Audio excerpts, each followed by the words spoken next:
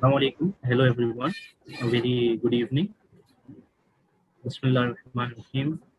Sallallahu ala Muhammad. I start in the name of Allah, the most gracious, the most merciful, and peace be upon our beloved Prophet Muhammad sallallahu alaihi wasallam. This is Tirmizi Ashrafi from Association of Muslim Professionals, and I welcome you all in this session. And we have participants from RMS Institute Malegaon, RMS Pharmacy Institute of Malegaon, and I welcome them too. So it will be a wonderful and informative session of employability training program on interview skills and techniques. I will now do a small presentation about AMP India Foundation. India Foundation is a non-profit, not-for-profit organization registered under Section 8 of Companies Act 2013, Government of India, for providing voluntary social services to meet the needs of underprivileged individuals. Employment Assistance Cell, EAC. We all are witnessing AIF's success as one of the most admirable national level NGOs striving for three E's: education, employment, and empowerment. Keeping in mind AIF's core objective of supporting the underprivileged, promoting education, and creating economic empowerment. Our major activities include but job rights, job fairs, employability training programs in colleges, skill training company tie-ups, candidate mobilization, skill development courses, job fairs. Job fair is one of the flagship projects of AIF, and we have successfully organized 43 job fairs till date. Every job fair has participation of minimum 50 companies and 2,000 plus candidates. AIF has organized job fairs in the past in collaboration with Thane Police, Aurangabad Police, West Bengal Minority Finance Development Corporation, Andhra Pradesh State Minorities Finance Corporation, and other reputed NGOs. These government organizations and NGOs collaborate with AIF as local partners and take care of the local ground promotions in the job fair arrangements. AIF invites corporate like TCS, Asian Paints, Reliance Group, Cafe Coffee Day, McDonald's, Team Lease, Tech Mahindra, and other reputed corporates in the job fairs. Job drives. Job drives are similar to job fairs but are organized on a much smaller scale compared to job fairs. In a job drive, we typically invite only up to 2 to 3 corporates. Employability training programs. AIF's employability training program or ETP has been developed to assist job seekers find the right job at the right place and at the right time, and to become the right fit in a present day modern organization. Our ETP trainers are seasoned professionals who have in-depth understanding of employability training and committed to investing their valuable time, resources, and knowledge in grooming the candidates. Skill training, company tie-ups, and candidate mobilization. AIF has partnered with the reputed skill training companies like Tata Trust, Whirlpool, Tech Mahindra Foundation, etc. We have also arranged skill training melas in Mumbai by inviting around 20 skill training companies to hire and train unskilled candidates who could not pursue their higher studies after 10th and 12th.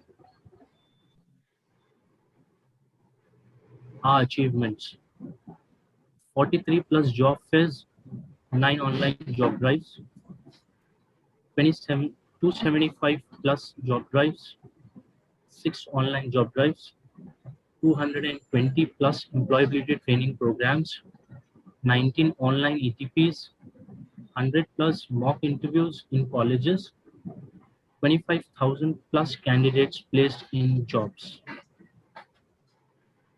New initiative taken by AMP India Foundation is empowerjobs.com.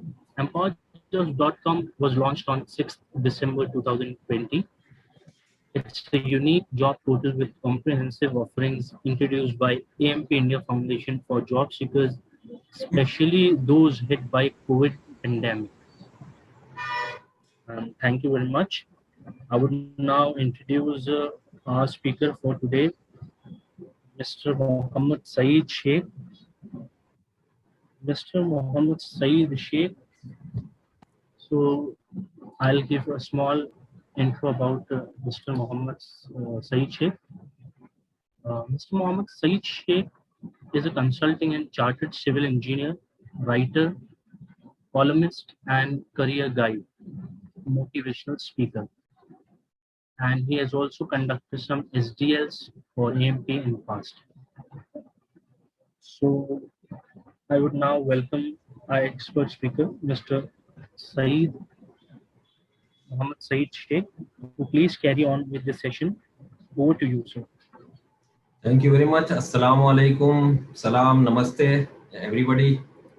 I am Saeed Sheikh from Ahmedabad, and as introduction is given about me, and I will take this lecture about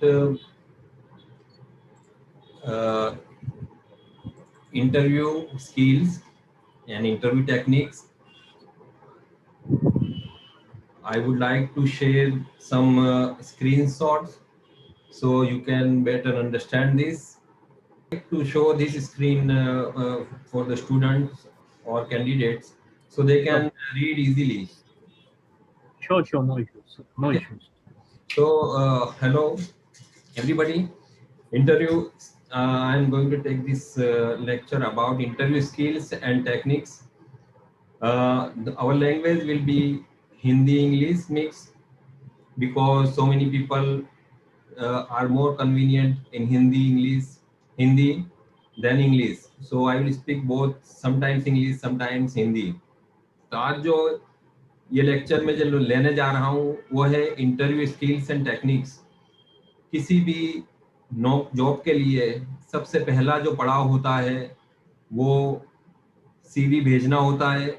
फिर उसके बाद आपका CV अगर company के criteria के मुताबिक fit बैठता है तो आपको कंपनी इंटरव्यू के लिए बुलाती है, जिसको हम कहते हैं रूबरू मुलाकात। सादे अल्फाज में कहते हैं रूबरू मुलाकात लेना। तो ये कंपनी आपको क्यों बुलाती है? वो इसलिए कि आपने सीवी में जो कुछ भी लिखा है उसके मुताबिक आप हैं कि नहीं, कंपनी ये जानना चाहती है। और इसके लिए इंटरव्यू रूबरू मुलाकात होना बहुत ज़रूरी होता है। तो सबसे पहले जब आपको कंपनी की तरफ से जब बुलाया जाता है इंटरव्यू के लिए तो आपको क्या करना चाहिए वो मैं आपको इसमें बताऊंगा कि ये जो स्क्रीन अभी मैंने शेयर की है, first thing first, your resume. शायद आप देख रहे हैं तो रिज्यूमे जिसको हम सादी भाषा में बोलते हैं बायोडेटा। अपने बारे में हम जो माहिती देते हैं उसको रिज्यूमे बोलते हैं। what you have what you are is what your that is your resume। तो उसमें यह होता है कि रिज्यूमे आपको सच सच बनाना होता है। ये देखा गया है, एक सर्वे भी हुआ है कि दुनिया के अंदर 50% जो रिज्यूमे होते हैं जिसको बायोडेटा कहते हैं वो फेक होते हैं। फेक का मतलब ये है कि आदमी वो कुछ लिखता है जो वो नहीं होता है, और इसीलिए आपको मुलाकात में बुलाया जाता है ताकि आप क्या हैं वो कंपनी आपको समझ सके। तो जब भी कंपनी की तरफ से कोई जॉब की ऑफर आती है तो आप सबसे पहले अपना रिज्यूमे भेजते हैं, तो उसके साथ आपको कवर लेटर भी भेजना होता है। तो कवर लेटर में आपको ऐसे अल्फाज में, सिंपल लेकिन अच्छे अल्फाज में लिखना चाहिए कि आप कौन सी पोस्ट के लिए आप अप्लाई कर रहे हैं। तो आपको वो लिखना चाहिए कवर लेटर में कि I am here by applying for the post of so and so.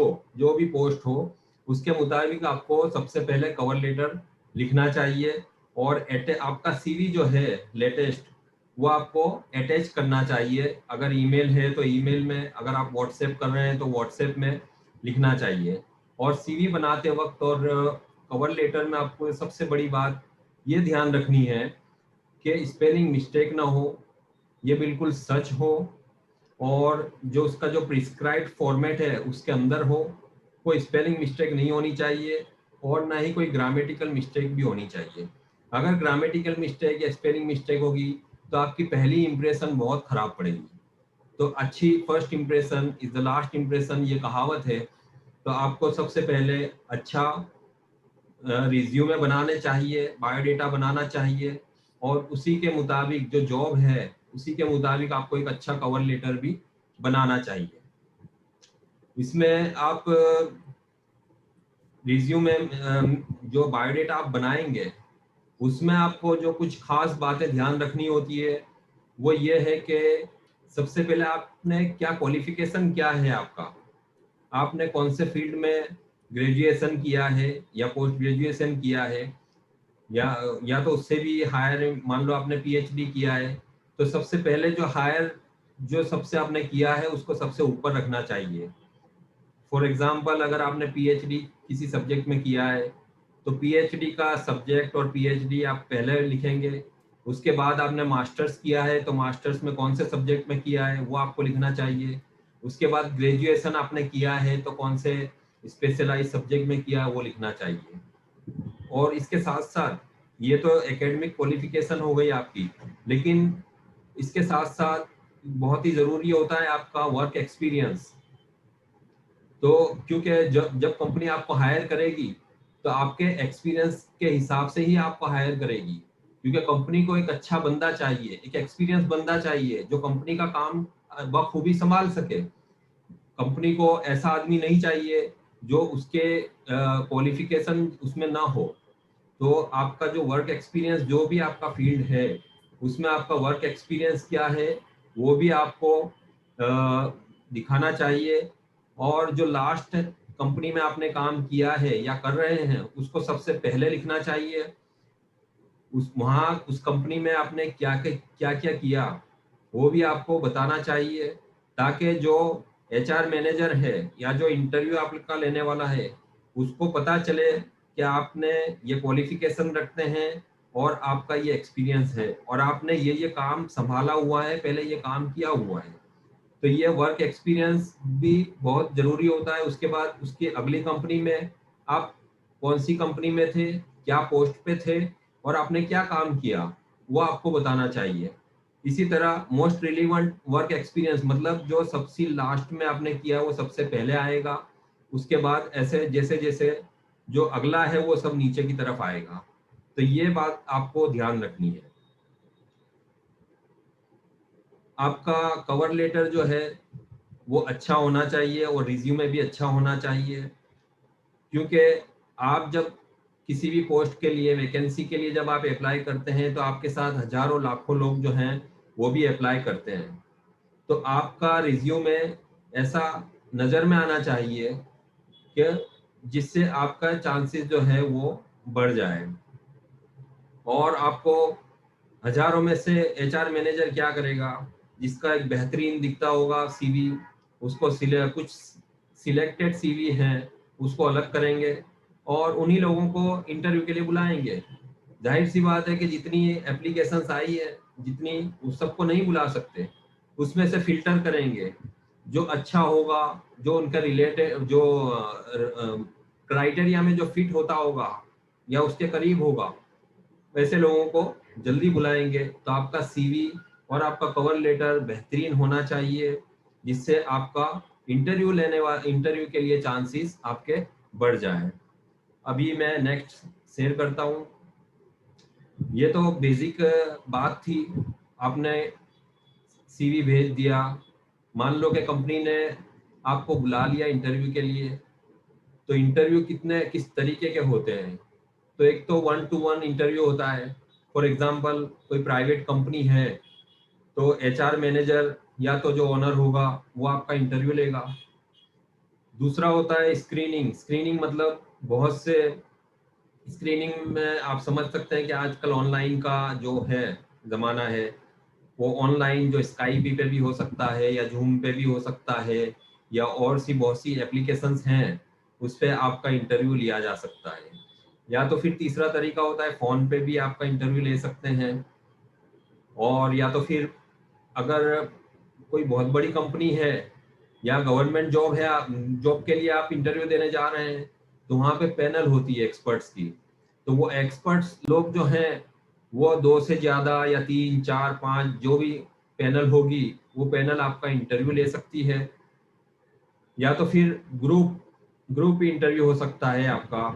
Group interview में ये है कि आपके साथ दूसरे जो बंदे हैं उनको भी सवाल साथ साथ में पूछा जाएगा, लेकिन उसमें ये ध्यान रखा जाएगा कि कौन सा बंदा इनिशिएटिव लेता है, कौन सा बंदा होशियार है, कौन सा सही जवाब दे रहा है, किसकी बॉडी लैंग्वेज अच्छी है।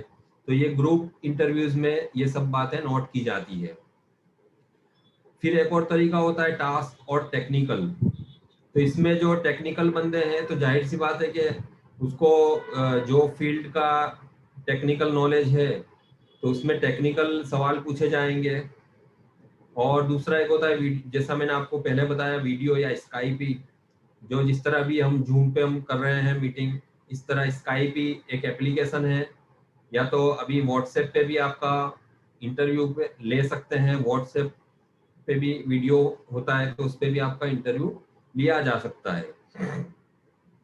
तो जब कंपनी की तरफ से आपको इंटरव्यू के लिए कहा जाए तो आप उनसे खास ये बात पूछना चाहिए कि मुझे जो इंटरव्यू लिया जाएगा मेरा, वो किस तरह से लिया जाएगा। यानी कि 1 to 1 है, आपको फिजिकली वहां जाना है या ऑनलाइन होगा, किस तरह होगा, वो आपको खास पूछना चाहिए। अगली जो स्क्रीन है इस पे आप देख सकते हैं कि प्री इंटरव्यू प्रिपरेशंस। ये तो आप अब आपको पता चल गया कि कंपनी ने आपको बुलाया है इंटरव्यू लेने के लिए, तो आपको उसके पहले कुछ प्रिपरेशंस करनी होती है। You have to be prepared before that interview. तो उसमें क्या करना चाहिए? सबसे पहले तो कंपनी के बारे में आपको रिसर्च करनी चाहिए। रिसर्च द ऑर्गेनाइजेशन, कि कंपनी क्या कर रही है। सबसे पहले कंपनी का नाम क्या है, कंपनी क्या कर रही है, कंपनी क्या प्रोडक्शन करती है, कंपनी कहाँ पे है, कंपनी का हेड ऑफिस कहाँ पे है, कंपनी का मान लो इंपोर्ट एक्सपोर्ट का बिजनेस है तो वो कौन से देश में से इंपोर्ट या एक्सपोर्ट कर रही है, उसका नेचर क्या है, ठीक है, प्रोडक्ट्स, उसकी सर्विसेज ऑफरिंग की क्या क्या क्या सर्विसेज दे रही है कंपनी, और उसका लेटेस्ट न्यूज़ क्या है।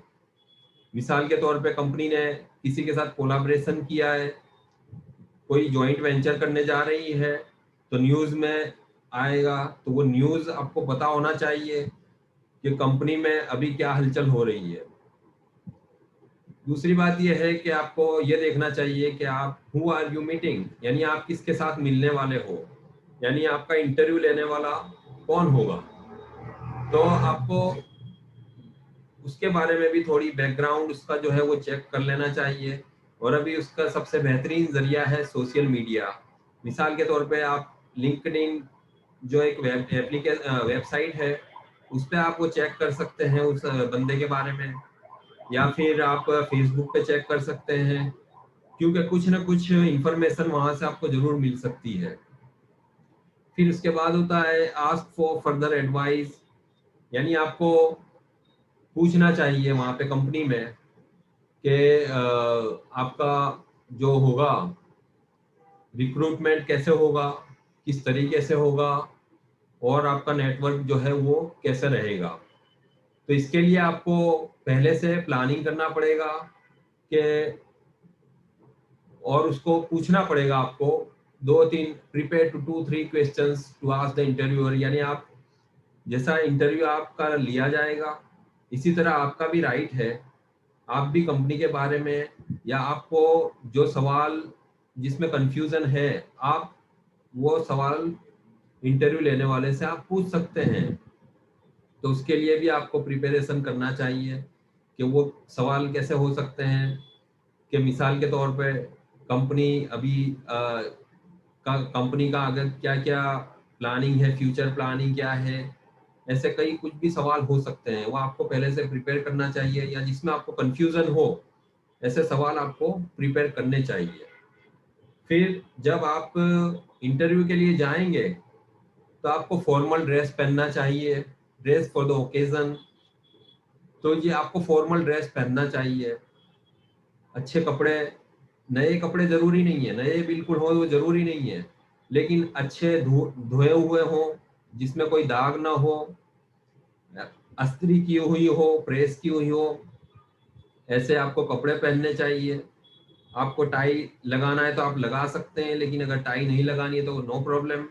आपको अच्छे शूज पहनने चाहिए। आप याद रखिए, आप स्लीपर पहन के कभी ना जाएं इंटरव्यू के लिए, क्योंकि ये आपका जो एक पर्सनालिटी है, तो ये शूज जब आप पहनेंगे तो आपकी पर्सनालिटी कुछ और होगी।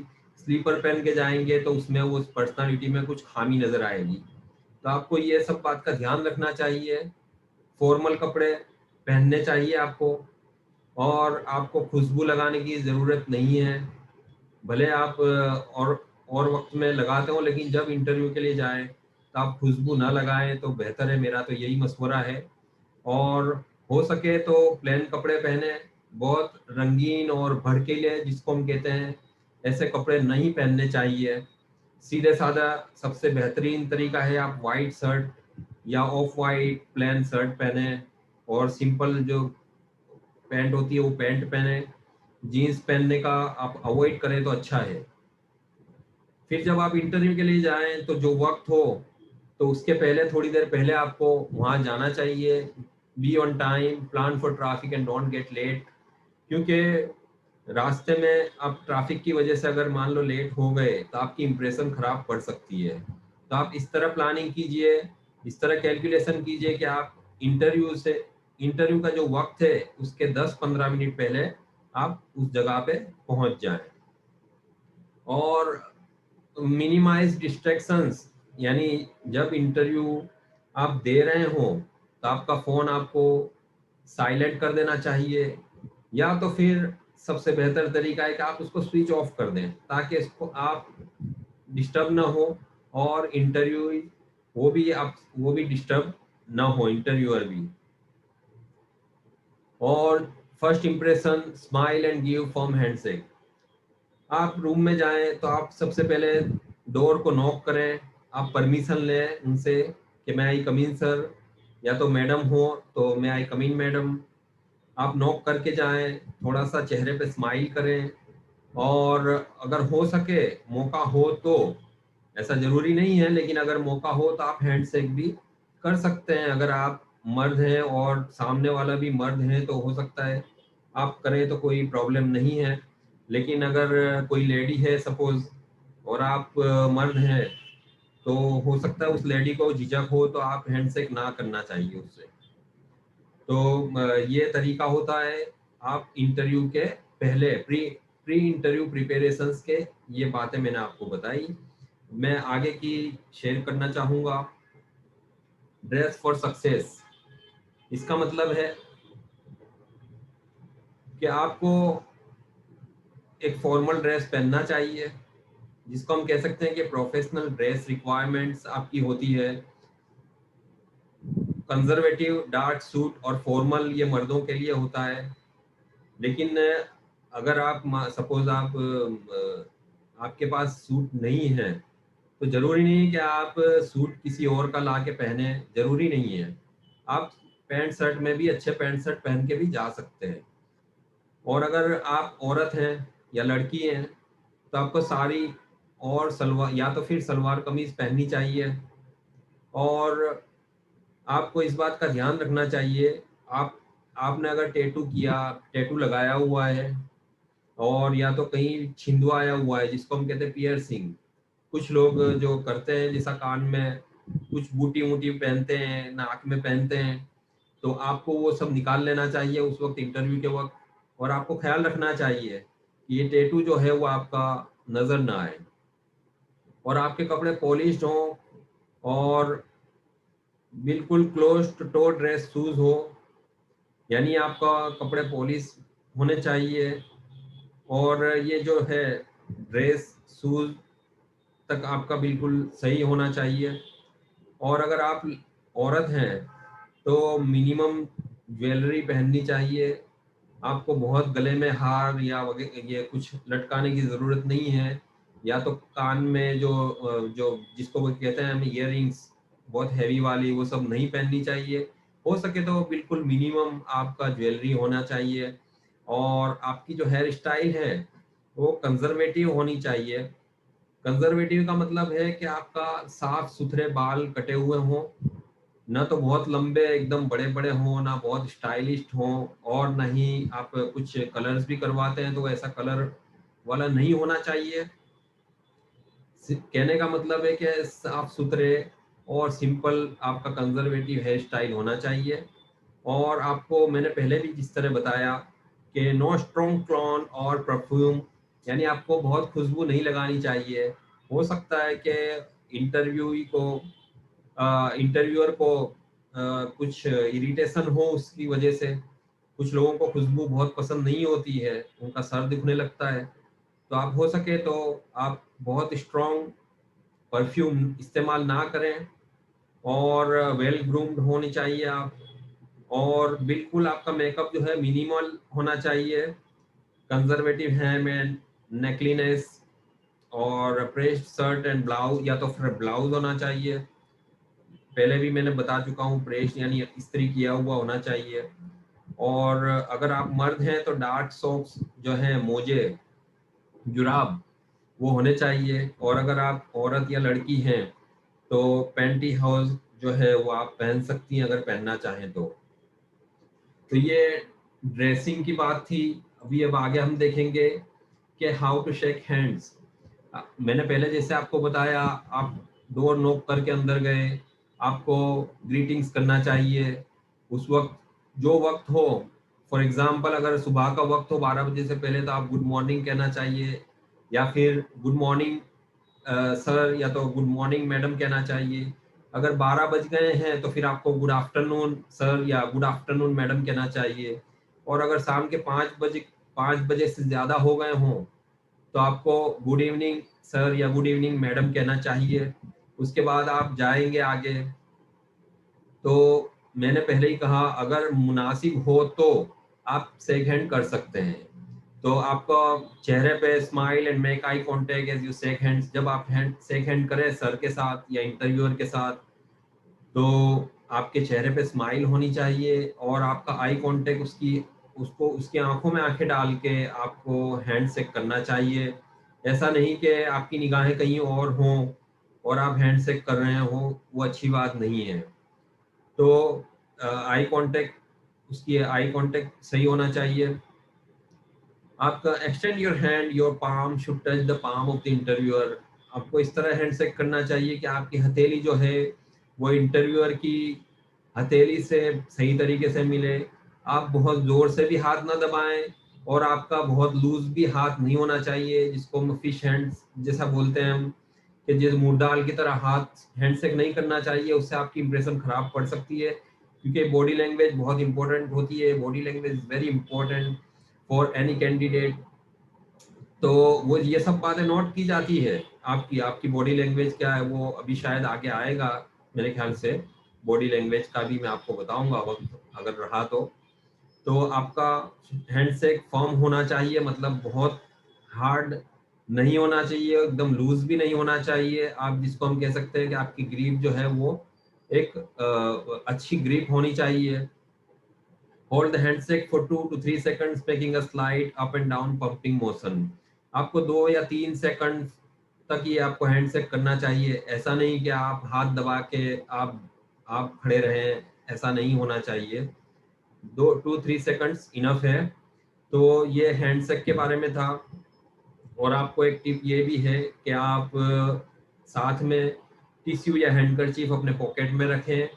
और अगर आपको पसीना ज़्यादा आता है हाथ में या हथेली में, तो आप उसको इंटरव्यू के पहले, जब आप मिले हैंडशेक करने से पहले, आपको उससे पूछ लेना चाहिए, टिश्यू या हैंडकरचीफ से उसको क्लीन कर लेना चाहिए।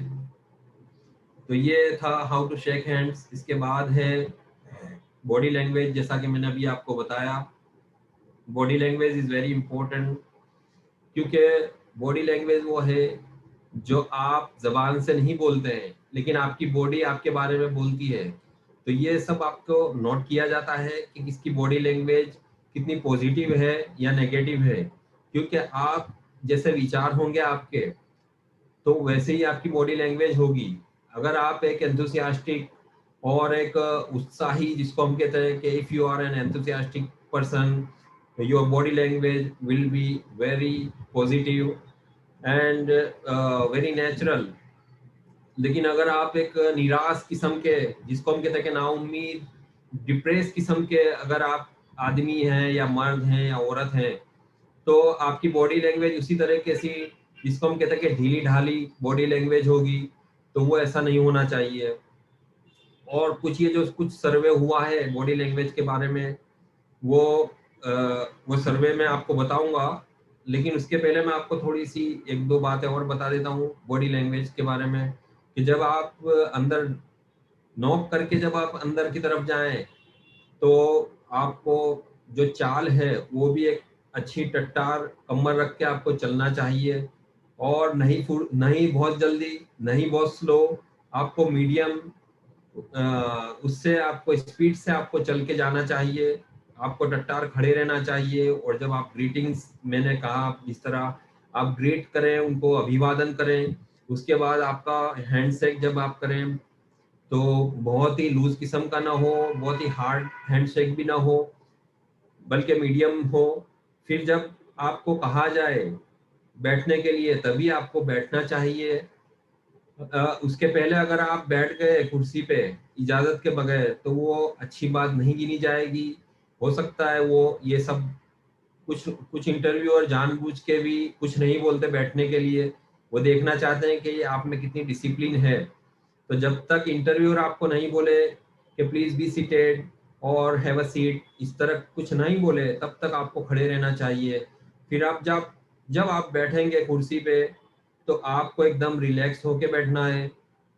रिलैक्स का मतलब ये नहीं कि आप बिल्कुल उसको आराम से जिस तरह घर में सोते हैं या बैठते हैं इस तरह नहीं। आपको टट्टार कमर रख के, आपको इरेक्ट कमर रख के आपको बैठना है। आपके चेहरे पे स्माइल होनी चाहिए। आपके हैंड्स जो हैं, your hands should be on table और ऑन योर थाई। आपके थाई पे या तो टेबल पे आपको दोनों हाथ खुले रखने चाहिए। आपको क्रॉस हैंड्स, यानी कि जिसको हम कहते हैं अदब वाल के, नहीं बैठना है बहुत, क्योंकि ये अच्छी बात नहीं गिनी जाती है। वो इनसिक्योरिटी बता रही है आपकी, क्या आप इनसिक्योर हैं इसीलिए आप इस तरह अदब वाल के क्रॉस हैंड करके बैठे हुए हैं, ऐसा नहीं। बिल्कुल आप रिलैक्स होके बैठिए। आप हो सके तो आप टेबल पे दोनों हाथ खुले रखें, खुली उंगली, यानी ये आपकी ट्रांसपेरेंसी बता रही है या आपका ओपननेस बता रहा है, ओपननेस बता रही है कि आप एक open minded, you are an open minded person, ये बता रहा है। आपकी जो उंगलियां हैं वो मुट्ठी ऐसी बंद नहीं होनी चाहिए। या तो आप जब बैठें तो कभी भी आप उंगली के नख जो इस तरह, जो कुछ लोग ऐसे कटर ये काटते हैं दांत से, वो ऐसा नहीं करना चाहिए। ये सब नेगेटिव बॉडी लैंग्वेज की निशानी है। ये ऐसा कुछ नहीं करना चाहिए। आपको बिल्कुल रिलैक्स होकर बैठना चाहिए। और जो भी जवाब आप दें, जो भी सवाल आपसे किया जाए, आप गौर से सुने। सुनना बहुत इंपॉर्टेंट होता है कि आपसे क्या सवाल किया जाता है। जो सवाल है उसके रिलेवेंट ही आप जवाब दें, क्योंकि और टू द पॉइंट जवाब दें। इधर उधर की कोई बात ना करें, और हो सके तो इंटरव्यूअर की आंख में आंख डाल के जवाब दें। आप ऐसा नहीं कि आप रूम में इधर उधर ऐसे ऐसे करके ऐसे देख रहे हो और जवाब दे रहे हो, या आपकी गर्दन ऐसे ऐसे हिल रही हो, ऐसा नहीं। ये सब गलत बातें हैं। गलत मीन्स वो इंटरव्यूअर आपको चेक कर रहा है, आपको देख रहा है, वो आपको एनालाइज एनालाइज कर रहा है कि आप क्या हैं। तो ये सब चीजें बहुत इंपॉर्टेंट होती है, बॉडी लैंग्वेज आपकी। और जब आपसे सवाल किया जाए तो मुस्कुराकर जवाब दीजिए, टू द पॉइंट जवाब दीजिए, और हो सके तो सच्चे ही जवाब देने चाहिए। क्योंकि अगर आप झूठ बोलेंगे तो वो समझ जाएगा कि आप you are not an honest person. आप एक ऑनेस्ट या एक ईमानदार व्यक्ति नहीं हैं। आपको अगर कोई सवाल का जवाब नहीं मालूम है, तो आपको कह देना चाहिए कि sorry sir I don't no but I will learn in future. ये कहने से आपकी एक इम्प्रेशन बनेगी कि इस वक्त आप नहीं जान रहे हैं लेकिन फ्यूचर में आप ये बात सीख लेंगे। तो ये एक अच्छी इम्प्रेशन क्रिएट करेगा इंटरव्यूअर के ऊपर। तो ये बॉडी लैंग्वेज की जो कुछ सर्वे हुए हैं उसमें ये बताया गया है कि 67% जो है hiring manager cite lack of eye contact as the biggest mistake candidate make.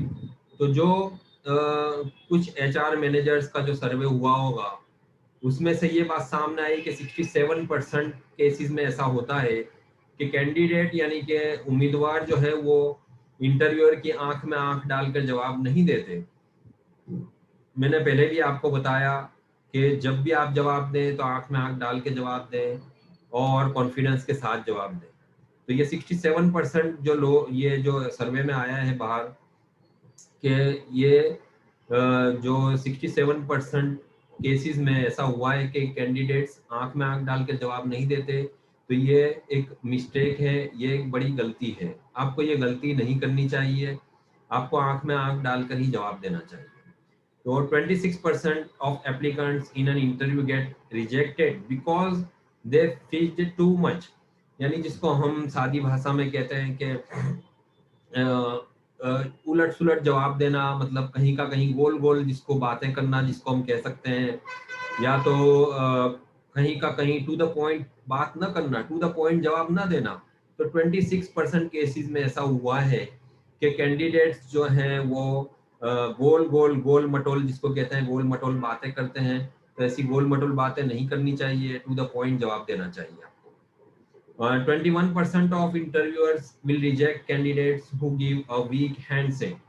तो 21% इंटरव्यूअर्स या एचआर मैनेजर्स या जो कुछ भी इंटरव्यू लेने वाले थे उन्होंने 21% केसेस में कैंडिडेट को रिजेक्ट किया इस बिना पर कि उन लोगों ने वीक हैंडशेक किया। वीक हैंडशेक का मतलब है, मैंने जैसे आपको बताया, फिश हैंड, जिसका मच्छी की तरह मुर्दार आपका हाथ है, यानी कि आप में ये बताता है कि आप में उत्साह नहीं है। You are not an enthusiastic person, you are depressed person. तो आप ये जाहिर करता है लूज हैंडशेक या वीक हैंडशेक कि आप में उत्साह नहीं है। तो जब आप में उत्साह नहीं है तो आपके काम में भी उत्साह नहीं होगा। जब आपके काम में उत्साह नहीं है तो आप जाहिर सी बात है कि आप प्रोडक्टिविटी भी आप नहीं दे सकेंगे कंपनी को। तो जब वही आदमी प्रोडक्टिव हो सकता है जो पॉजिटिव थिंकिंग वाला हो और पॉजिटिव हो, उत्साही हो, एंथुसियास्टिक हो। तो वो सब बातें आपकी इंटरव्यू में झलकनी चाहिए। और उसका पहला ही जो मैंने बताया वो हैंडशेक में उनको पता चल जाता है कि आपकी बॉडी लैंग्वेज से पता चल जाता है उनको कि आप किस तरीके के आदमी हैं या किस तरीके की औरत हैं आप। तो ये 21% केसेस में ये रिजेक्ट हुए हैं जो वीक हैंडशेक की वजह से। तो ये सब बातों का आपको ध्यान रखना है। और ये जो 39% of interviewers are put off if a candidate fails to smile, यानी 39% केसेस के अंदर इंटरव्यूअर्स ने इसलिए रिजेक्ट किया कैंडिडेट्स को कि उन्होंने स्माइल नहीं किया था। मैंने कहा स्माइल आपको आपके फेस पे, जब आप नॉक करके अंदर घुसे, जब आप एंटर हो रूम में, तब से ही आपके स्माइल, आपके चेहरे पर स्माइल होना चाहिए, आपके फेस पे स्माइल होना चाहिए। तो जब ये स्माइल जो है एक जिससे एक वातावरण में या इंटरव्यू लेने वाले के ऊपर एक और आपके दरमियान थोड़ा खुलेपन का एहसास करता है, आपका दोनों रिलैक्स हो जाते हैं आप लोग। तो ये बहुत ज़रूरी है। लेकिन आपके चेहरे पर अगर कड़काई है और स्माइल नहीं है तो ये हो सकता है कि आपको इंटरव्यूअर्स को ऐसा लगे कि आप बहुत डिप्रेस हैं या आप कुछ बहुत कंफ्यूज हैं या आप कुछ परेशान हैं, आप कुछ उलझे हुए हैं। तो ये सब बातों का आपको ध्यान रखना चाहिए। आपके चेहरे पर स्माइल होना चाहिए, हैंडशेक फर्म हैंडशेक होना चाहिए, अच्छा हैंडशेक होना चाहिए। फर्म का मतलब एकदम आप हाथ उसको दबा दें, ये चाहे वो चिल्ला उठे, ऐसा नहीं होना चाहिए। और आपको सही सही जवाब देना है और आपका आई कांटेक्ट इंटरव्यूअर्स के साथ होना बहुत ज़रूरी है। तो ये सब बातें जो है बॉडी लैंग्वेज में नोट की जाती है, ये बातों का आप ख्याल रखें। और आपको डूज एंड डोंट्स, यानी क्या करना चाहिए और क्या नहीं करना चाहिए, वो मैं आपको बहुत शॉर्ट में बताता हूँ। कि एक तो ये है कि carry one item only, a combination of bags, briefcase and coat makes you seem disorganized। जब आप इंटरव्यू के लिए जाएं तो आप ये ख्याल रखें कि आपके जो डॉक्यूमेंट्स वगैरह हैं वो सिर्फ किसी एक चीज़ में हो सके तो आपको एक अच्छी सी फाइल आपको ले जानी चाहिए, जिसमें जो फोल्डर्स होते हैं प्लास्टिक के, अभी बहुत खूबसूरत फाइलें मिलती है बाजार में। आपको सारे डॉक्यूमेंट्स जो इम्पोर्टेंट डॉक्यूमेंट्स हैं वो सबको उसी के अंदर ले जाना चाहिए। और आपको बहुत ज़्यादा बैग्स नहीं ले जानी चाहिए साथ में। आप इंटरव्यू देने जा रहे हैं, आप पिकनिक में नहीं जा रहे हैं, ये इस बात का आपको ध्यान रखना चाहिए। फिर आपको शूज काउंट, मैंने पहले भी बताया कि आप जब भी जाएं तो अच्छे शूज पहन के जाएं और अच्छे पॉलिश शूज पहने, स्लीपर कभी भी ना पहने, क्योंकि मेनी एम्प्लॉयर्स से the last thing they remember the leg back of candidate shoes. यानी इंटरव्यूअर्स जो होते हैं या जो एम्प्लॉयर्स होते हैं उनसे पूछा गया तो उन्होंने कहा कि हमको कैंडिडेट की आखिरी बात जो याद रही, आखिरी चीज जो याद रही वो उनका बैक ऑफ कैंडिडेट शूज, यानी बूट की जो पिछला हिस्सा था वो हमको देखने को मिला। तो आप स्लीपर पहनेंगे तो जाहिर सी बात है कि खराब इंप्रेशन पड़ेगी, तो अच्छे शूज पहने। फिर आप sit slightly angled, sit an angle instead of directly, यानी आपको कड़क बैठना है लेकिन इतना भी कड़क नहीं कि आप जिससे कि आप ऐसा लगे कि आप अभी उठ के जाने वाले, ऐसा नहीं। सिट एन एंगल यानी थोड़ा सा एक ऐसा एंगल बना के आप बैठे, एकदम ऐसे ऐसे आप नहीं बैठना चाहिए, थोड़ा सा रिलैक्स होके ऐसे आप बैठे आराम से। तो आप जब ऐसे बैठेंगे तो रिलैक्स हो जाएंगे और आप सही तरीके से जवाब भी दे पाएंगे सही सही। और be confident, to help convey poise and confidence practice the power pose right before the interview. Confidence बहुत ही ज़रूरी होता है किसी भी फील्ड में, किसी भी काम के लिए आपको कॉन्फिडेंस होना चाहिए। और जब आप इंटरव्यू के लिए जा रहे हैं कोई कंपनी के अंदर तो आपका कॉन्फिडेंस लेवल देखा जाता है कि आप कितने कॉन्फिडेंट हैं। अगर आपका कॉन्फिडेंट लेवल अच्छा है तो कंपनी बहुत मुमकिन है कि कंपनी आपको हायर करे, क्योंकि अगर आपका कॉन्फिडेंस लेवल कम है तो हो सकता है कंपनी आपको या एचआर मैनेजर आपको रिजेक्ट कर दे। मैंने पहले भी जैसे आपको बताया कि अगर आप में उत्साह है, कॉन्फिडेंस है, तो आपकी प्रोडक्टिविटी जो है वो ज़्यादा होगी, क्योंकि निराश आदमी कभी भी प्रोडक्टिव नहीं हो सकता है। तो आप बिल्कुल कॉन्फिडेंस होनी चाहिए, आपकी बॉडी लैंग्वेज भी पॉजिटिव होनी चाहिए, आप में कॉन्फिडेंस भरा हुआ होना चाहिए, आप में सच्चाई झलकनी चाहिए। और आपकी जो एक पर्सनालिटी जो है जो डेवलप होती है उससे सामने वाले को या कंपनी को पता चलता है कि आपका जो किरदार है, आपका कैरेक्टर जो है वो किस किस्म का है। और ये तो थी कुछ बातें ऐसी जो आपको करनी चाहिए, लेकिन कुछ बातें ऐसी है जो आपको नहीं करनी चाहिए। Don'ts, that is smile nervously, smiling too much can make you seem nervous, smile upon intro and exit only. यानी मैंने आपको बताया कि आपके चेहरे पे स्माइल होना चाहिए, तो इसका मतलब ये नहीं जब आप एंटर हो तब तक आपके चेहरे पर स्माइल होना चाहिए, और आप जब जवाब दें तो बीच बीच में थोड़ा सा स्माइल करके जवाब दे लें, ठीक है। लेकिन इसका मतलब ये नहीं कि आप नर्वस हो के स्माइल करें और आप बीच बीच में ऐसे बगैर मतलब के भी हंसते रहें, ऐसा नहीं होना चाहिए। आप पहले आप एक बार हंस लें, या और फिर जब आप आखिर में जब लास्ट क्वेश्चन हो आपका तो उस आंसर देने के बाद आप हंस लें। और फिर याद रहे कि जब आप जाएं फिर लास्ट क्वेश्चन अटेंड करने के बाद तो फिर से आप थैंक यू वेरी मच कहना ना भूलें इंटरव्यूअर को। और ये नर्वसली स्माइल तो कभी ना करें। और फिर purse your lips, it makes you like you are holding something back.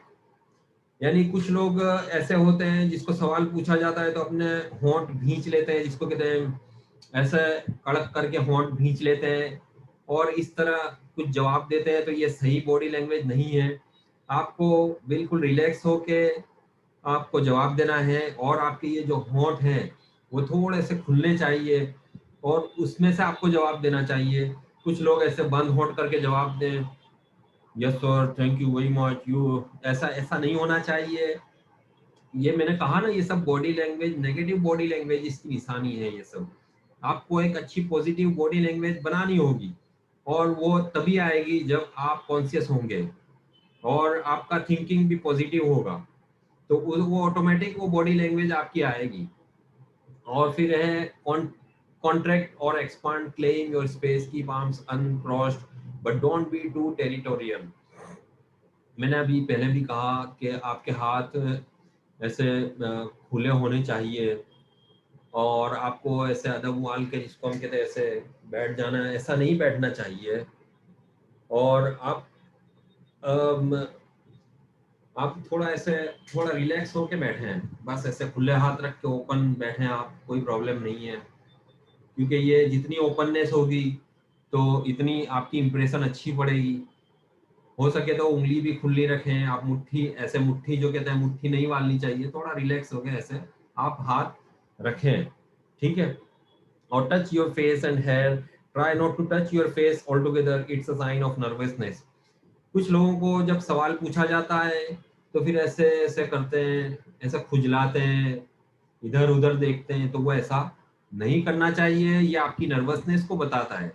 आपको नर्वस नहीं होना है वहां पे, आपको ये जाहिर करना है कि आप बहुत ही एंथुसियास्टिक हैं, बहुत ही, यू आर वेरी ऑप्टिमिस्टिक। आप पेसिमिस्टिक नहीं है, बहुत ऑप्टिमिस्टिक हैं, आप बहुत आशावादी हैं। ये आपको सब जाहिर करना होता है अपनी बॉडी लैंग्वेज के थ्रू, अपने जवाबों के थ्रू, तो और अपनी कपड़े और अपनी पर्सनालिटी के थ्रू, क्योंकि ये सब बातें ध्यान में रखी जाती है जब आपका सिलेक्शन किया जाता है उसके पहले। अभी हम आगे देखेंगे हम कि किस तरह के क्वेश्चंस हो सकते हैं। तो how to answer common interview questions. तो कुछ क्वेश्चंस ऐसे होते हैं हर इंटरव्यू में, जिसको हम कह सकते हैं कि कॉमन होते हैं, बहुत ही कॉमन होते हैं। तो उन उन सवालों का जवाब देते हुए आपको बहुत ही प्रोफेशनल होना चाहिए।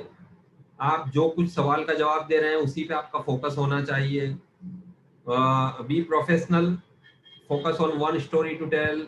जो भी आप बता रहे हैं उसी पे आपका ध्यान, ऐसा नहीं कि एक बात अभी बोली फिर दूसरी बात पे आप ले गए, तीसरी बात पे ले गए, ऐसा नहीं। जो सवाल जो है उसका टू द पॉइंट आप जवाब दें और उसको सीधे सीधे जवाब देना चाहिए। बी कंसाइज, यानी कि बहुत ही सचोट, यानी कि छोटे छोटे सवालों मतलब जवाब दे दें आप, लेकिन सच्चे जवाब हों। बी कंसाइज और बी स्पेसिफिक, आप स्पेसिफिक रहें, आप इधर उधर की कोई बात ना करें। And connect your story to the position, आपका जो जो जो जिस पोजीशन के लिए इंटरव्यू लिया जा रहा है उसको उसके साथ मिलाने की कोशिश करें आप। Connect your story to the position, ठीक है। और टॉप 10 इंटरव्यू क्वेश्चंस क्या हो सकते हैं, ये जरूरी नहीं कि हमने जो लिस्ट बनाया है वही हो, इसके अलावा भी हो सकते हैं। लेकिन ये कुछ जो एक्सपीरियंस्ड जो इंटरव्यूअर्स हैं, एक्सपीरियंस्ड एचआर मैनेजर्स हैं, उनसे जानने के बाद ये 10 सवाल जो ऐसे हैं जिसको हमने तैयार किए हैं, तो ये क्या हो सकते हैं 10 सवाल, मैं आपको बताता हूँ एक के बाद एक।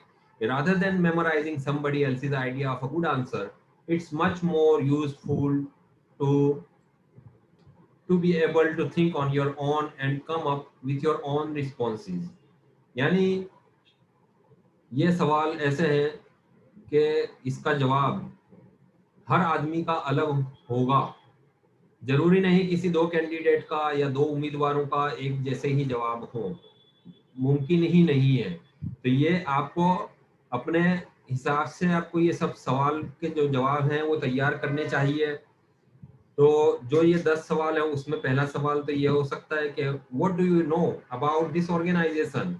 यानी इंटरव्यू लेने वाला या एम्प्लॉयर या तो एचआर मैनेजर आपसे पूछ रहा है कि आप हमारी ऑर्गेनाइजेशन के बारे में या हमारी कंपनी के बारे में क्या जानते हैं। तो मैंने पहले भी जो आपको बताया, सबसे पहली बात कि आपको कंपनी के बारे में रिसर्च करना चाहिए। कंपनी क्या कर रही है, कंपनी का कामकाज क्या है, कंपनी का हेड ऑफिस कहाँ पे है, कंपनी इंपोर्ट एक्सपोर्ट कर रही है तो उसका ओवरसीज उसका ऑफिस भी कहीं होगा, तो वो ऑफिस कहाँ पे है। तो ये सब कुछ बातें जो हैं वो आपको रिसर्च कंपनी के बारे में या ऑर्गेनाइजेशन के बारे में आपको करनी चाहिए, और उसी के मुताबिक आपको जवाब देना चाहिए। अगर आप मान लो किसी ने आपको मौका नहीं मिला कंपनी के बारे में जानने का, या आप रिसर्च नहीं कर पाए, या तो कंपनी इतनी बड़ी नहीं है कि ऑनलाइन डेटा या इंटरनेट पे उसके बारे में कुछ कुछ भी इंफॉर्मेशन नहीं है, और आपको बिल्कुल पता नहीं है, तो आप ऑनेस्टली ये भी कह सकते हैं कि sorry sir, I don't know much about this organization, but I will learn soon. तो इस तरह आप कह सकते हैं कि भाई अभी तो मुझे पता नहीं है आपकी कंपनी के बारे में या ऑर्गेनाइजेशन के बारे में, लेकिन मैं बहुत जल्द ये जान जान लूंगा मैं, क्योंकि हो सकता है कि कंपनी की इंफॉर्मेशन आपको पता ना हो, तो आपको ऑनेस्टली जवाब देना चाहिए। दूसरा सवाल ये हो सकता है कि why do you want this job, आप ये जॉब क्यों चाहते हैं। तो आपको जो कुछ भी है आपको सही सही जवाब देना चाहिए, उसमें कुछ ज़्यादा इमेजिनेशन करने की ज़रूरत नहीं है, या ज़्यादा कुछ इधर उधर का कोई जवाब देने की ज़रूरत नहीं है। आपको जो ठीक लगे वो आपको जवाब देना चाहिए। आप कौन सी पोस्ट के लिए जा रहे हैं इंटरव्यू के लिए, कौन सी पोजीशन के लिए, तो उसके हिसाब से आपको जवाब देना चाहिए। गिव एन एग्जाम्पल, तीसरा सवाल ये हो सकता है कि give an example of a situation where you didn't meet your goals और ऑब्जेक्टिव्स।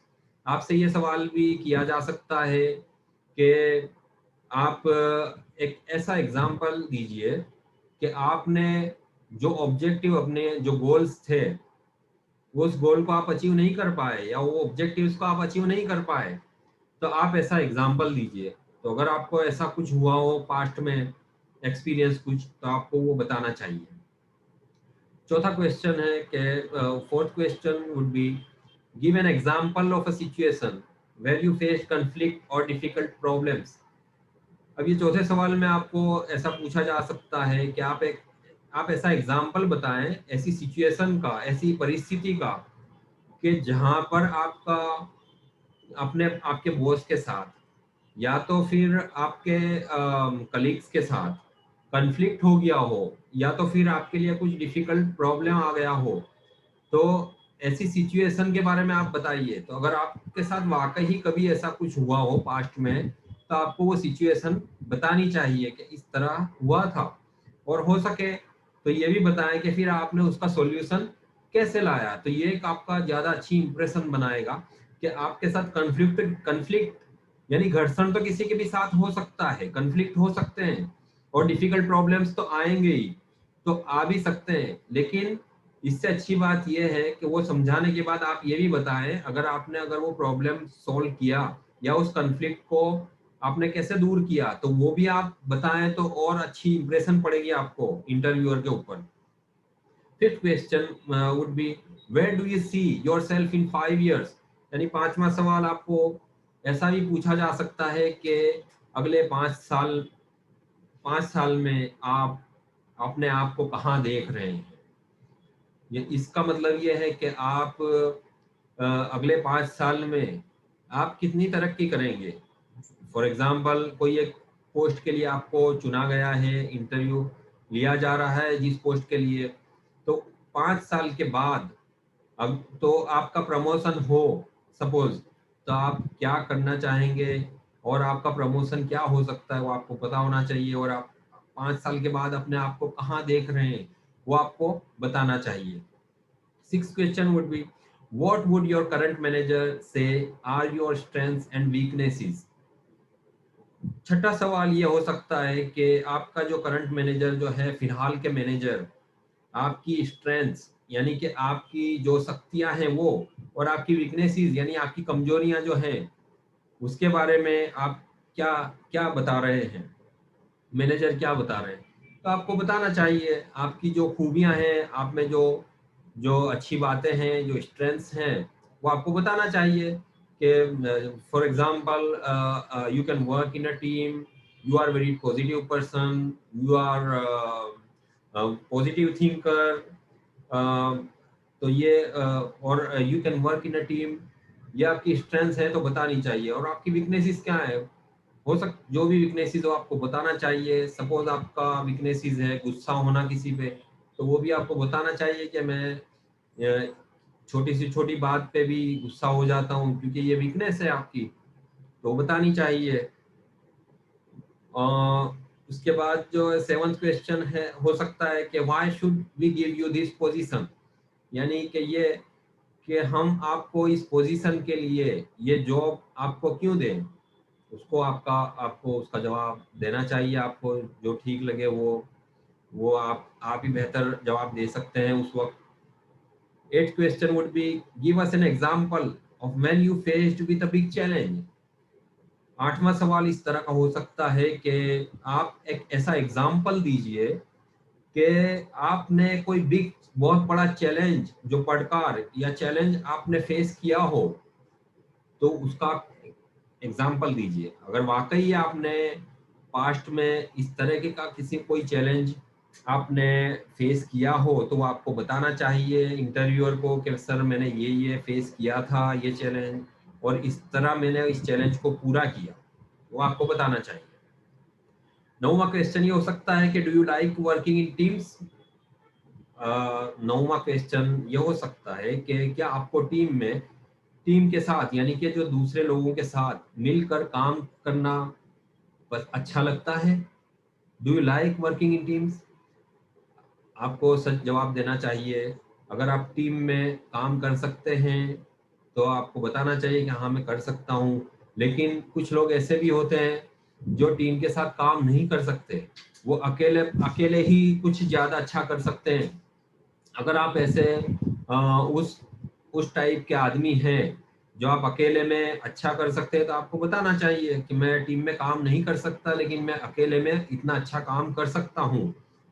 ऐसा जरूरी नहीं है कि ये आप बताएंगे तो ये नेगेटिव गिना जाएगा, पॉइंट ऐसा नहीं है।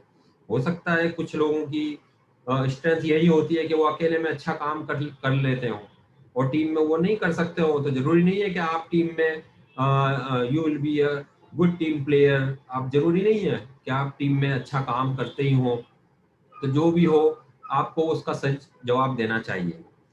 और 10वां क्वेश्चन ये हो सकता है कि what is the first thing you would change if you were to start work here. 10वां सवाल इस तरह के का आपका किया जा सकता है कि मान लो कि आपको यहाँ जॉब दी जाती है, आपको पसंद किया जाता है यहाँ पे, तो पहली वो क्या चीज होगी जिसको आप चेंज करना चाहें, जिसमें आप परिवर्तन लाना चाहें। तो आपको जो ठीक लगे, ये डिपेंड करता है आपकी कंपनी की रिसर्च के बारे में कि कंपनी का हो सकता है आपने कुछ अच्छा रिसर्च किया हो और आपको लगता हो कि ये फील्ड में या ये चीज को ऐसा सुधारा जा सकता है, तो आपको बताना चाहिए कि ये जो चीज है या ये जो बात है उसको हम इस तरह चेंज करनी चाहिए। तो ये डिपेंड करता है आपने कैसे कंपनी का रिसर्च किया है उसके ऊपर।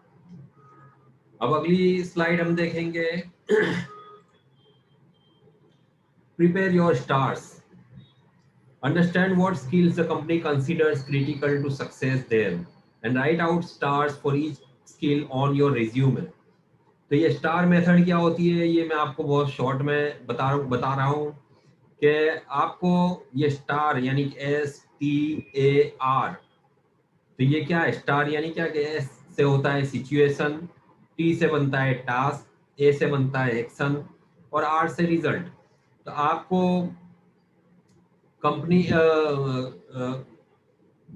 skills the company considers critical to success there। Company कौन से क्राइटेरियाज को कौन सी स्किल्स को आपकी सक्सेसफुल मानती है, तो उसके बारे में आपको लिखना चाहिए कि ये सिचुएशन है कि फॉर एग्जाम्पल ये जैसा कि सिचुएशन में एस स्टार में एस बनता है सिचुएशन से, तो what was the situation you और योर प्रीवियस एम्प्लॉयर फेस्ड। आपने भूतकाल में पास्ट में आपके एम्प्लॉयर ने या आपने कौन सी मुश्किल फेस की थी, कौन सी मुश्किल आन पड़ी थी, तो वो उसके बारे में आपको लिखना चाहिए। फिर उस मुश्किल को आपने कैसे हल किया वो लिखना चाहिए। टी से बनता है टास्क, वो task were involve in that situation.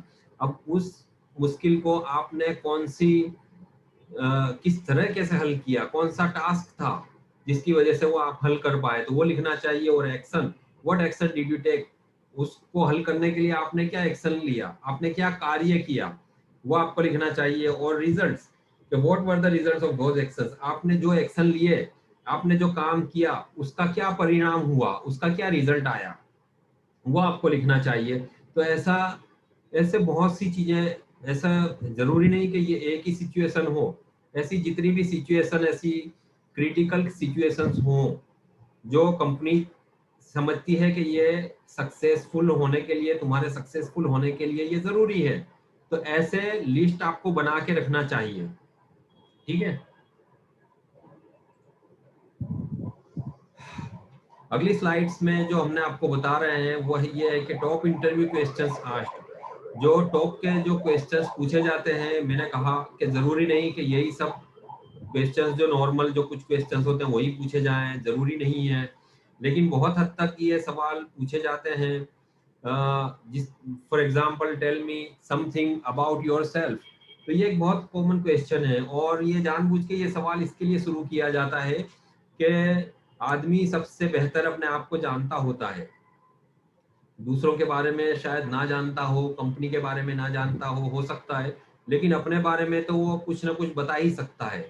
तो पहले जब इंटरव्यू का जो शुरुआत होती है वो मोस्ट ऑफ द केसेस ये इसी सवाल से शुरू होता है कि आप अपने बारे में कुछ बताएं, tell me something about yourself, तो वो आपको बताना चाहिए। उससे एक फायदा ये होता है कि आप जब अपने बारे में बताते हैं तो रिलैक्स हो जाते हैं, आपका जो इंटरव्यू देने बैठे हैं आपके जहन में से वो बात निकल जाती है कि आप किसी के सामने इंटरव्यू देने के लिए बैठे हैं, तो आपका जो घबराहट है वो सब दूर हो जाती है, आप रिलैक्स फील करते हो।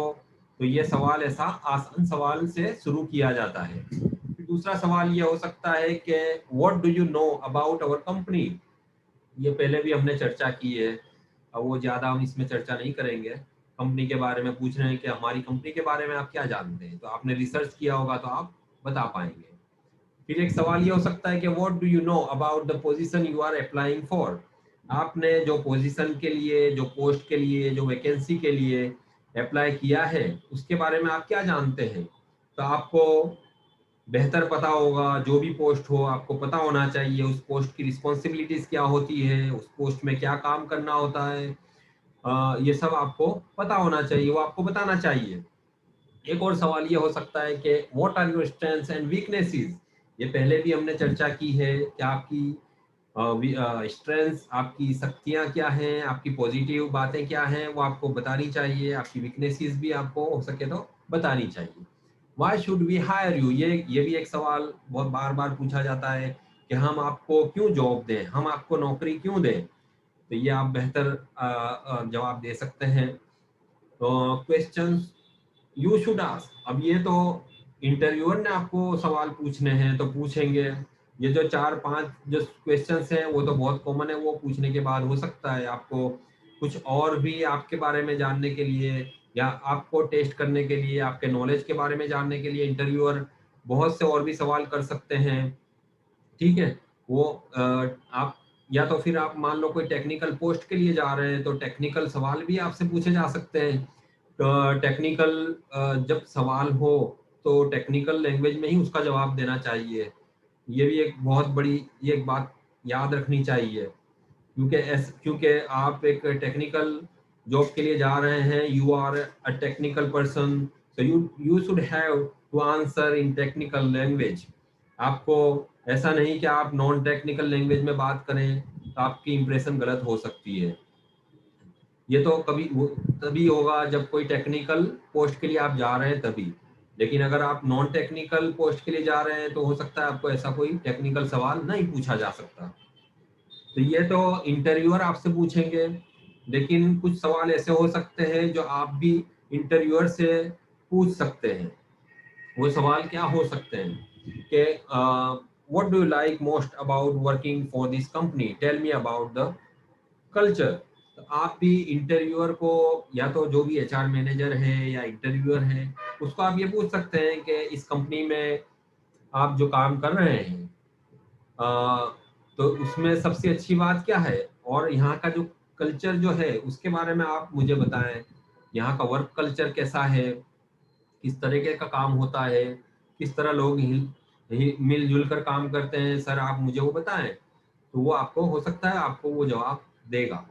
दूसरा सवाल आप ये भी पूछ सकते हैं कि how will I be evaluate during my first 3 months, how will I be evaluated during my first 3 months। तो अगले जो मुझे जॉब दी जाएगी तो पहले 3 महीने में आप मेरा वैल्यूएशन किस तरह करेंगे।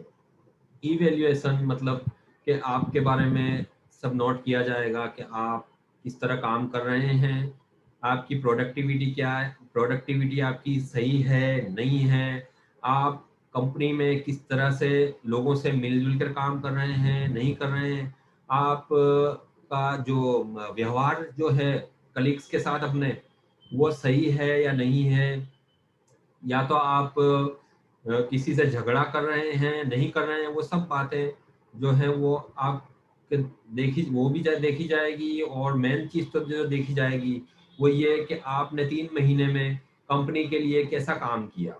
यानी काम अच्छा अगर आपने किया है तो अच्छी बात है, अगर आपने प्रोडक्टिविटी आपने अच्छी नहीं दिखाई आपने, तो वो नेगेटिव आपके लिए हो सकता है।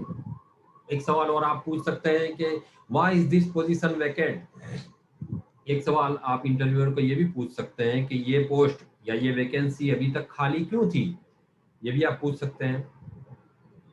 एक सवाल ये भी आप पूछ सकते हैं कि why do you think job applicants choose to work here rather than your competitors.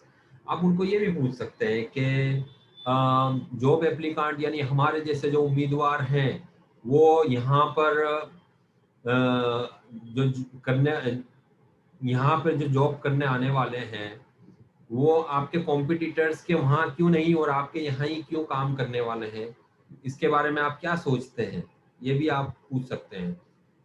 What are the next steps, यानी आप इंटरव्यूअर को ये पूछ सकते हैं कि अभी आपका यानी का कंपनी का नेक्स्ट स्टेप क्या होगा, कंपनी क्या करने वाली है, वो भी आप पूछ सकते हैं, इसमें कोई प्रॉब्लम नहीं है।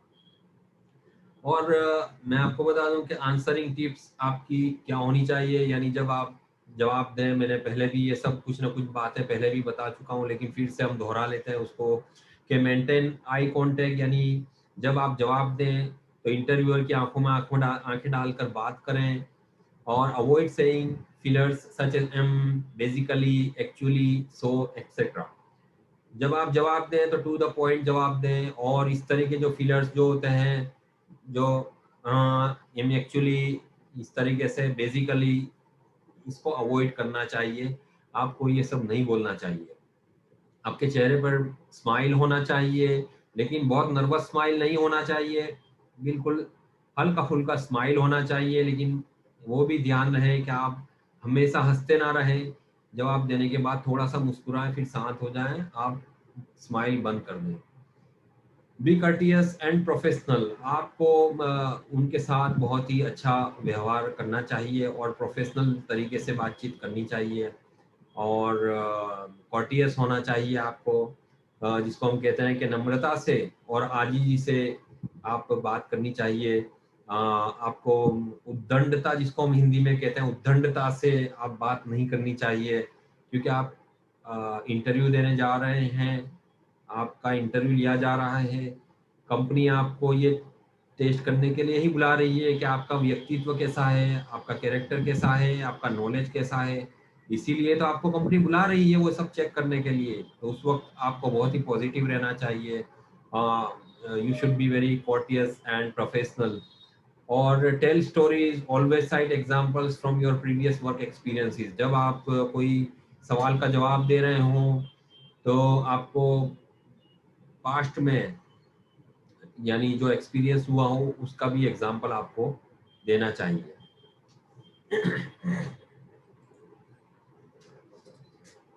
ये तो इंटरव्यू में क्या क्या करना चाहिए वो बातें थी, लेकिन कुछ बातें ऐसी होती है जो आपको इंटरव्यू के दौरान नहीं कहनी चाहिए।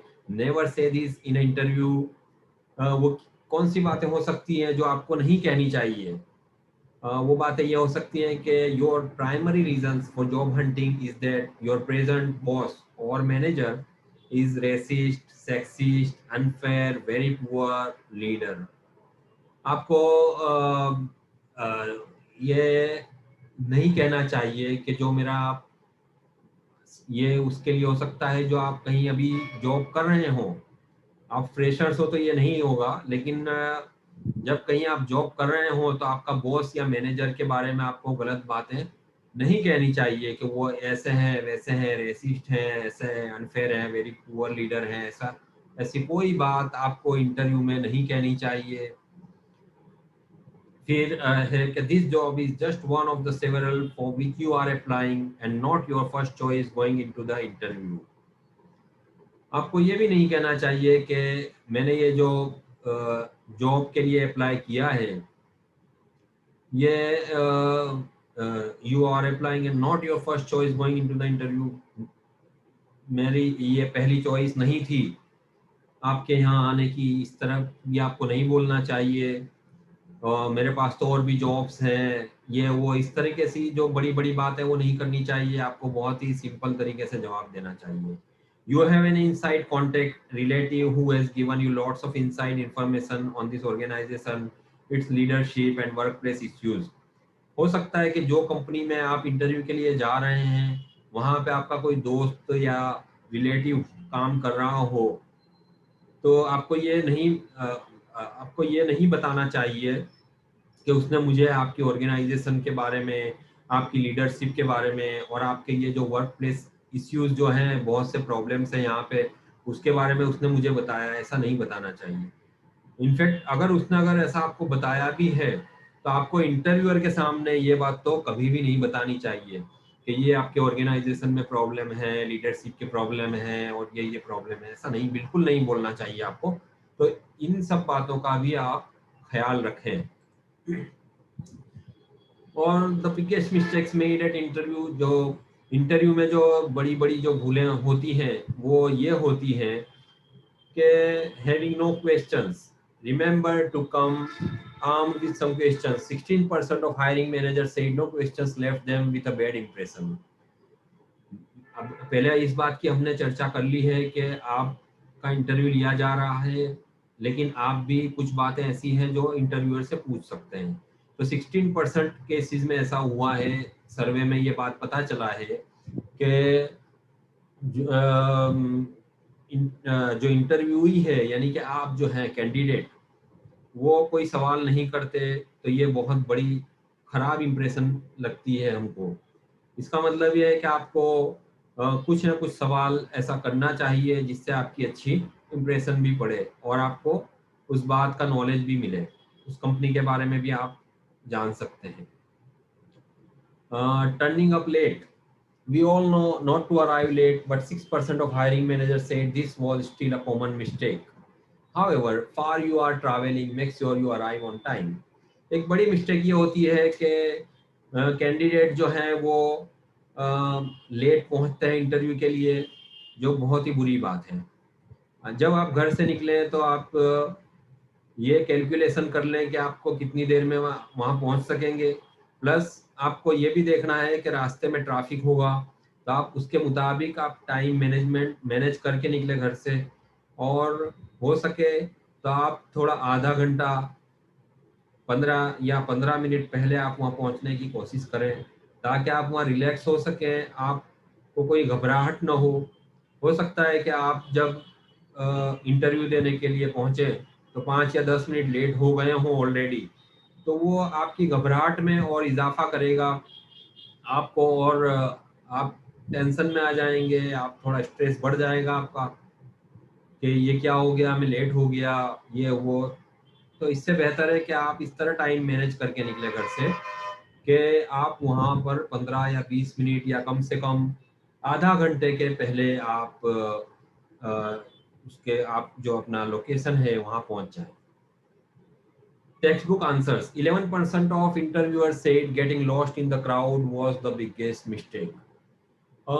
11% इंटरव्यूअर्स का ये कहना है कि ये जो जवाब दिए जाते हैं वो सब जो है टेक्स्ट बुक आंसर्स जो होते हैं कि भाई getting lost in the crowd, मैं भीड़ में गुम हो गया था, मतलब तो इस तरह के जो है वो भी आपको आंसर नहीं देने चाहिए। Being unprepared, 39% of interviewers said arriving to the interview room unprepared was a common error।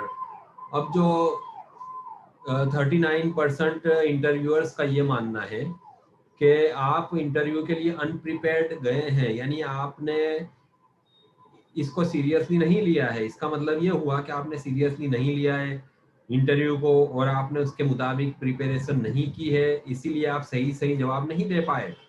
तो ये बहुत ही खराब इंप्रेशन पड़ती है। 39% केसेस में ऐसा हुआ है, मतलब ये तो एक सर्वे है, ऑलमोस्ट 39% केसेस में ऐसा हुआ है। तो आप उन 39% में से ना बने, आप अपनी तैयारी करके जाएं, आप अपने डॉक्यूमेंट्स वगैरह सब रेडी करके जाएं, पहले से आप प्रिपेयर होके जाएं। अपने जो फील्ड है, जो पोजीशन है, आप जिस पोजीशन के लिए आप जा रहे हैं इंटरव्यू देने के लिए, उसका आपको नॉलेज होना चाहिए। आप कंपनी के बारे में भी थोड़ा बहुत नॉलेज रखें तो अच्छी बात है, लेकिन जो पोस्ट के लिए, जो पोजीशन के लिए, जो वैकेंसी के लिए आप जा रहे हैं, उसका तो नॉलेज आपको 100% होना ही चाहिए, नहीं तो आपकी ये बहुत ही खराब इंप्रेशन गिनी जाएगी। Being arrogant, there is such a thing as being too confident। 13% of those asked said this was a big mistake। यानी 13% केसेस में ऐसा देखा गया है कि आप बहुत ही ज़्यादा ओवर कॉन्फिडेंट होते हैं और इसकी वजह से आप एरोगेंट, यानी कि आप जिसको कह सकते हैं कि अहंकारी हो जाते हैं कि आपको इतना सब नॉलेज है, ये है वो है। तो ये 13% केसेस में इंटरव्यूअर्स को लगा कि ये सही बात नहीं थी, दिस वाज अ मिस्टेक, यानी ये कैंडिडेट की मिस्टेक है। और डूइंग नो रिसर्च, अब आपने कंपनी के बारे में बिल्कुल कोई रिसर्च नहीं किया, तो 26% of interviewers said no homework was a massive no no. यानी आपने रिसर्च नहीं किया है, तो 26% केसेस ऐसे हुए हैं जिसमें लोग रिसर्च करके नहीं जाते कंपनी के बारे में, तो ये इंप्रेशन गलत पड़ती है। हो सके तो आप रिसर्च करें, अभी आप इंटरनेट का ज़माना है, कुछ भी आप एक क्लिक में हमको पता चल सकता है। आप गूगल करें, कुछ भी इंफॉर्मेशन चाहिए आपको गूगल पे फौरन मिल सकती है आज के ज़माने में। तो ये कोई बहुत बड़ी बात नहीं है रिसर्च करना, और आपको बहुत ज़्यादा रिसर्च नहीं करना है। कम से कम कंपनी का नाम, उसका काम क्या है, उसके प्रेसिडेंट कौन है, उसके ट्रस्टीज कौन है, या तो उसके मैनेजर्स और उसके डायरेक्टर्स कौन है, उसके बारे में पता होना चाहिए। कंपनी क्या काम कर रही है, वो कंपनी कहाँ काम कर रही है, हेड ऑफिस कहाँ है, कंपनी का प्रॉफिट लॉस क्या हुआ है, वो भी आपको थोड़ा बहुत पता होना चाहिए। हम बैलेंस शीट जानने की बात नहीं कर रहे हैं कि आप बैलेंस शीट आप पूरी चेक करें, जरूरी नहीं है। आप सिर्फ ये इतनी जो इंफॉर्मेशन है वो आपको इंटरनेट से, या हो सकता है कि खुद कंपनी की वेबसाइट पे, सबसे बेहतर तरीका इसका ये है कि कोई भी अच्छी कंपनी होगी तो उसकी आज वेबसाइट ज़रूर होगी, तो आप उसकी वेबसाइट पे जाके ये सब इंफॉर्मेशन कलेक्ट कर सकते हैं कि वहाँ पे प्रेसिडेंट कौन है या चेयरमैन कौन है, मैनेज डायरेक्टर्स कौन है, ये सब बातें आप वहाँ से आप जान सकते हैं। तो ये कम से कम इंटरव्यू के पहले कंपनी का वेबसाइट खोल के आपको ये सब बातें जान लेनी चाहिए।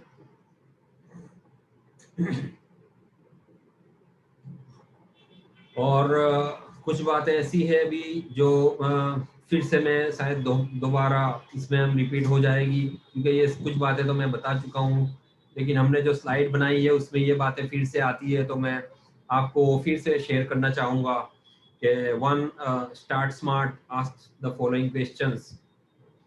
तो आप इंटरव्यू से पहले आप कंपनी में ये पूछ सकते हैं कि भाई ये ड्रेस कोड क्या रहेगा।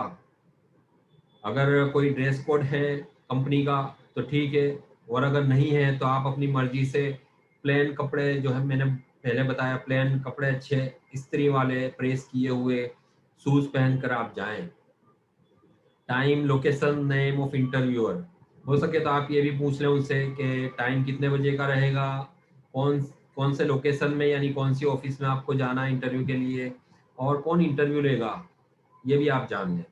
For overseas interviews Indian standard time, अगर आप कंपनी मल्टीनेशनल है या उसकी ब्रांचेस दूसरे देशों में भी है, तो और हो सकता है कि आपको उस देश के लिए, फॉरेन के लिए, ओवरसीज कोई जॉब हो, उसके लिए आपको इंटरव्यू में बुलाया जाता हो, तो इंटरव्यू वहाँ से कंडक्ट करेगा इंटरव्यूअर।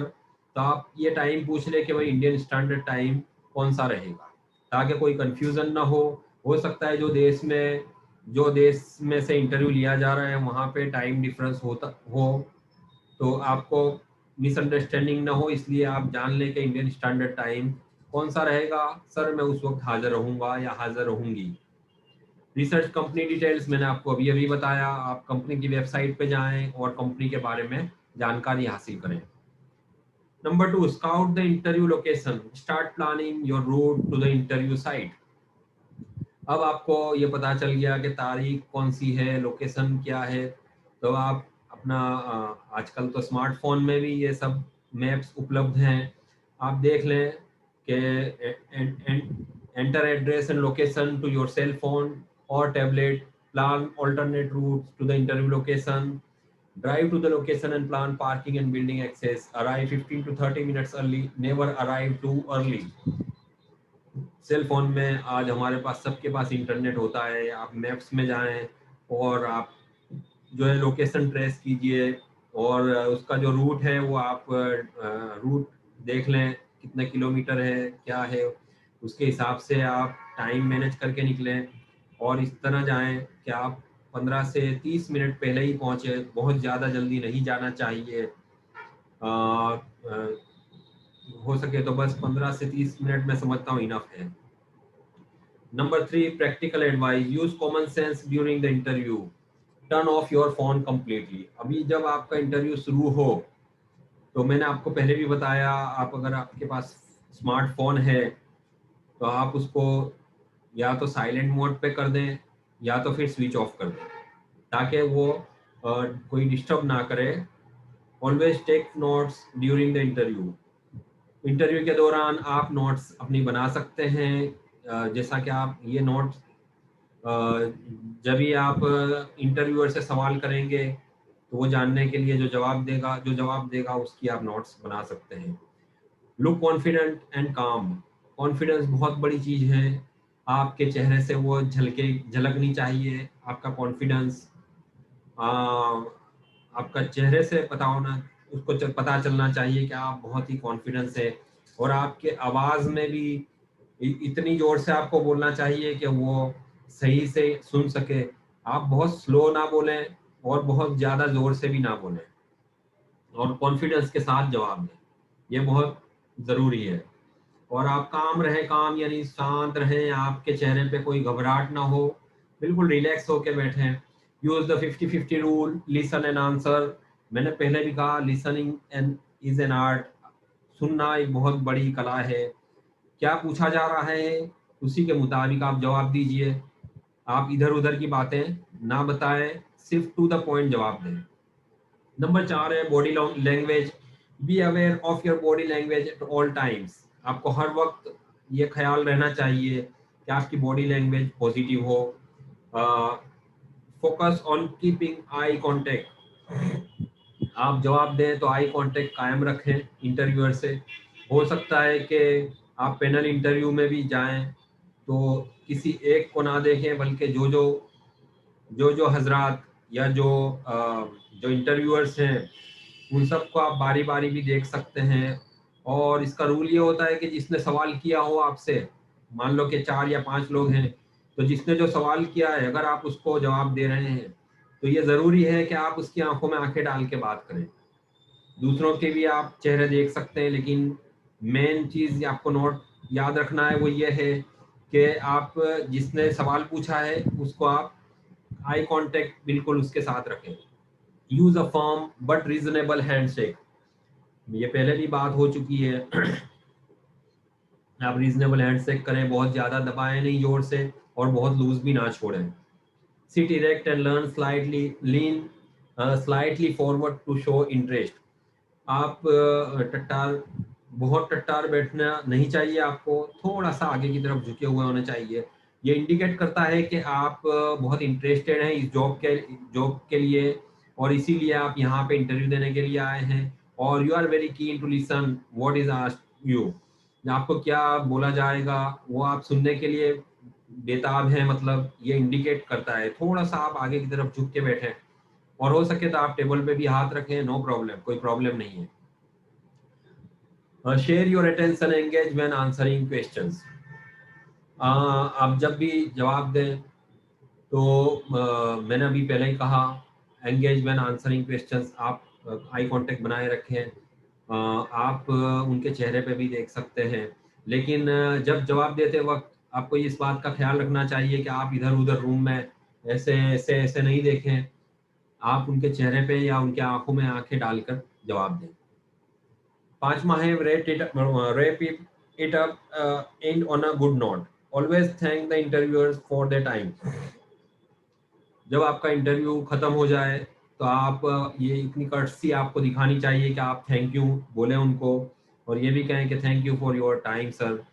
लेडी है तो आप बोलें कि thank you very much madam for your time, ऐसा बोलना चाहिए। If you really want the job tell the interviewer in no uncertain terms. अगर आप वाकई इंटरव्यू चाहते हैं, सॉरी आप जॉब चाहते हैं, तो आप इंटरव्यूअर को बिल्कुल साफ साफ अल्फाज में कहें कि सर ये मेरे लिए बहुत एजाज़ होगा, ये मेरे लिए खुशकिस्मती होगी कि मैं आपकी कंपनी में काम करूं। और इधर उधर ऐसे गोल मटोल जवाब ना दें, बल्कि डायरेक्ट भी आप कह सकते हैं कि ये जॉब आपके लिए कितनी इम्पोर्टेंट है। Collect cards of everyone. अगर वहाँ पे जनरली कार्ड्स वगैरह जो होते हैं वो बाहर आपको रिसेप्शन पे से मिल सकता है, कंपनी का विजिटिंग कार्ड, लेकिन कई बार ऐसा होता है कि एक से ज़्यादा लोग हों, और तो आप उनका भी अलग अलग कार्ड मांग सकते हैं, उनका पर्सनल कार्ड भी। और follow up, send follow up notes to the interviewers, make your thank you emails और हैंड रिटन नोट्स ब्रीफ। जब इंटरव्यू खत्म हो जाए तो आपका ये काम होता है कि आप कंपनी से फॉलो अप करें कि मैंने जो इंटरव्यू दिया था तो क्या पोजीशन है, मतलब क्या हुआ उसका, मैं सिलेक्ट हुआ नहीं हुआ, क्या हुआ, या ये कभी हो सकता है। तो और हो सके तो आप थैंक यू का एक ईमेल भी करें, और या तो फिर हैंड रिटन ब्रीफ नोट भी आप भेज सकते हैं, लेकिन मैं समझता हूँ आज के ज़माने में ईमेल करना बेहतर है। If not selected, request for feedback areas where you did wrong. अगर आप सिलेक्ट हो गए हैं तो बहुत ही अच्छी बात है, आप उनको दोबारा थैंक यू बोलें। लेकिन मान लो कि आप सिलेक्ट नहीं हुए इस जॉब के लिए, तो फिर भी आपको ईमेल करना चाहिए कंपनी में और फीडबैक मांगना चाहिए कि सर मेरी कमजोरियां कहाँ कहाँ थी, कहाँ मैं गलत हो गया, आप मुझे बताएं, ताकि मैं नेक्स्ट टाइम जब भी इंटरव्यू हो तो मैं उस बात का ख्याल रखूं। तो उस बात का आपको ख्याल रखना चाहिए, जहाँ जहाँ आपकी कमजोरियां हैं उसको आपको दूर करनी चाहिए। तो ये मेरा यहाँ पे ये जो है वो ख़त्म होता है मेरा सेशन। Thank अगर you आप very much. Sir, Yes, thank you very much, sir. Thank So, you for AMP. AMP का मैं शुक्रगुजार हूँ, उन्होंने मुझे ये मौका दिया। और जो भी लिसनर्स हैं, जो भी फ्यूचर कैंडिडेट्स हैं, उन सब का भी मैं शुक्रगुजार हूँ, और जो भी फ्यूचर कैंडिडेट्स हैं उनको भी मैं बेस्ट ऑफ लक कहता हूँ, तो उनको भी जिंदगी में कामयाबी मिले। और वो मेरी इस बात से अगर आपको कुछ समझ में आई है मेरे इस इंटरव्यू में से, तो मुझे याद रखें, और मैंने ये जो टिप्स बताई है उसको समझें और इसके मुताबिक प्रिपेयर करें। हो सकता है आपको अच्छी जॉब मिले इंशाल्लाह। और मैं आपको बेस्ट विशेस भी कहता हूँ, और एएमपी का भी शुक्रिया अदा करता हूँ। Thank you very much sir. so we are very thankful to you that you took out your precious time for this wonderful and informative session, and hope we do some more sessions. Uh, and till then, sir, thank you very much.